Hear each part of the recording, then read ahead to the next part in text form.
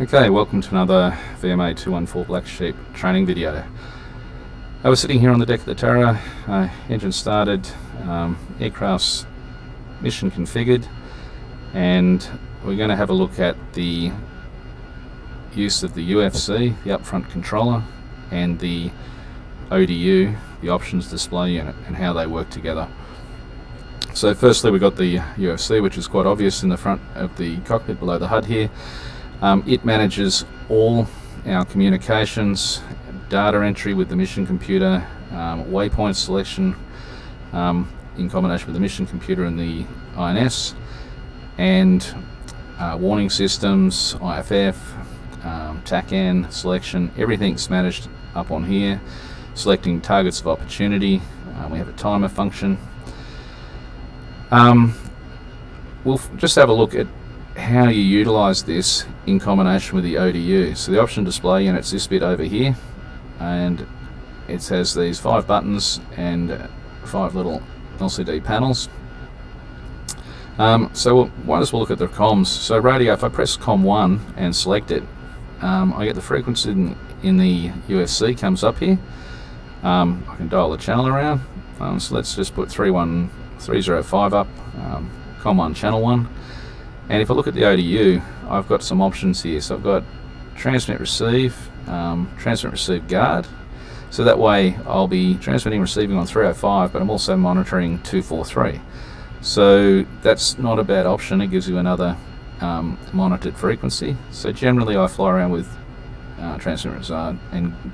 transmit receive and guard on one of the radios. You can select the band, AM, FM.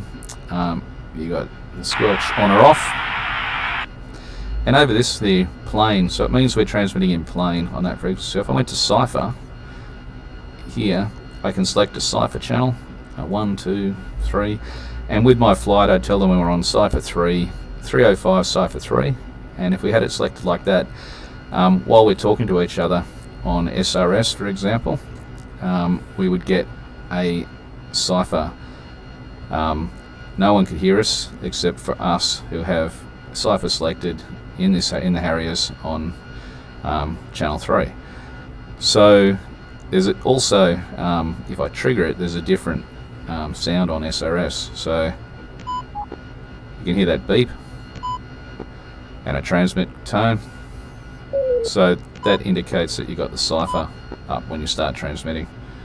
So that's a pretty good function that we have on there. So that's the use of the radio through the ODU.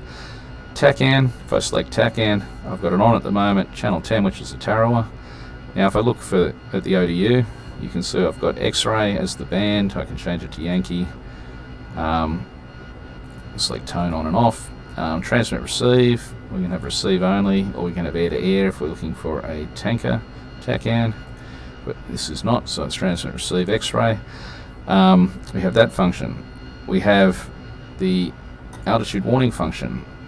At the moment it's on, set to 250 feet, and we've got the GPWS is on. I can turn that off by getting rid of the colon next to GPWS, and I will get no warnings for 250 feet altitude.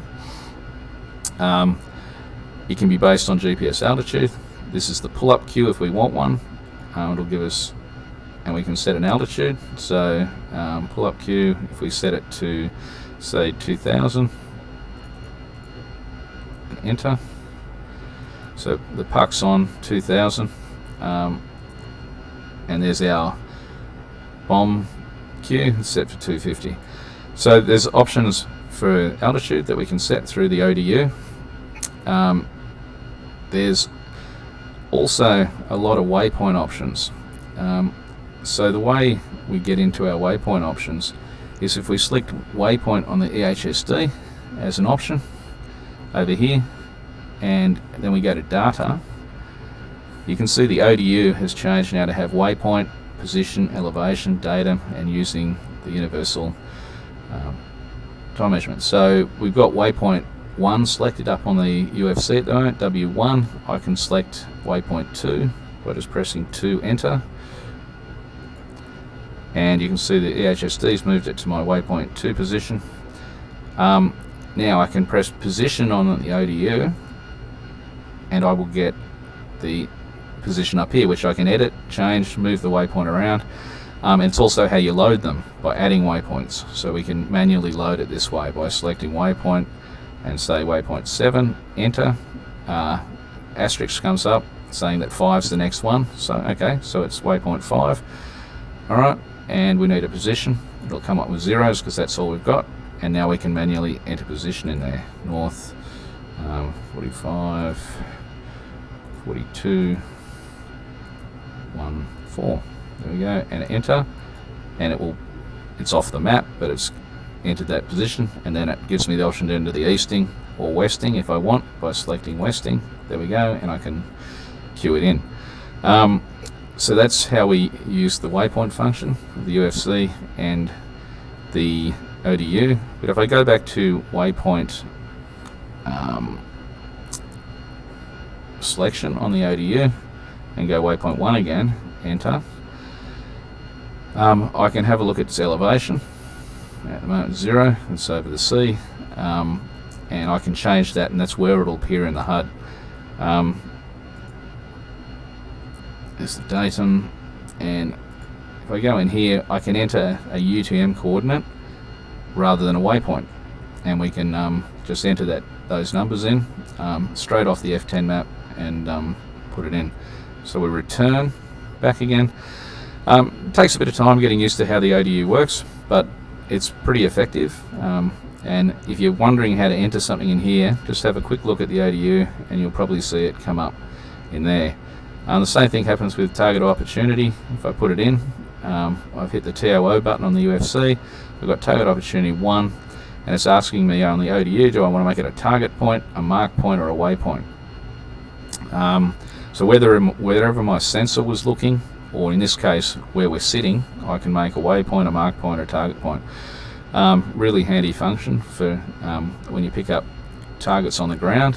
If you either fly over them or if you have your sensors looking at them, like the targeting pod, you can quickly mark that target and turn it to a target point very easily. We have our timer functions up here. So we have hack time that we can set, and the time is running, and it also, we have a time now up in the HUD. Really handy for time on target stuff. You can reset that. You've got a stopwatch.